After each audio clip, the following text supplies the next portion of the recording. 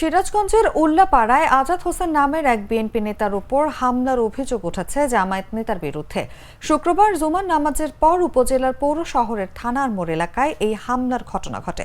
আহত বিএনপি নেতার নাম আজাদ হোসেন। তিনি উল্লাপাড়া উপজেলা বিএনপির সাবেক সদস্য সচিব। পৌর জামায়াতের আমির হাফিজুর রহমানের বিরুদ্ধে এই অভিযোগ উঠেছে।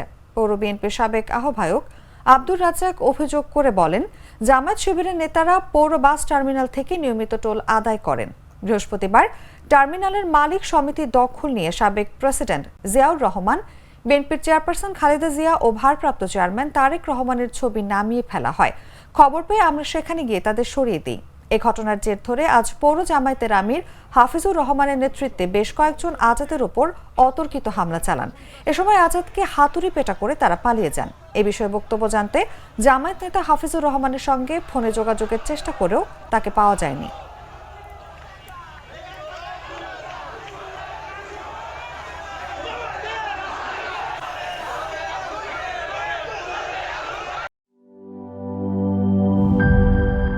বান্ডেল থাকলে প্রতি সেনমানিতে টাকা বাঁচবে। বিকাশ সেনমানি বান্ডিল কিনে জিতুন প্রতি লেনদেনে।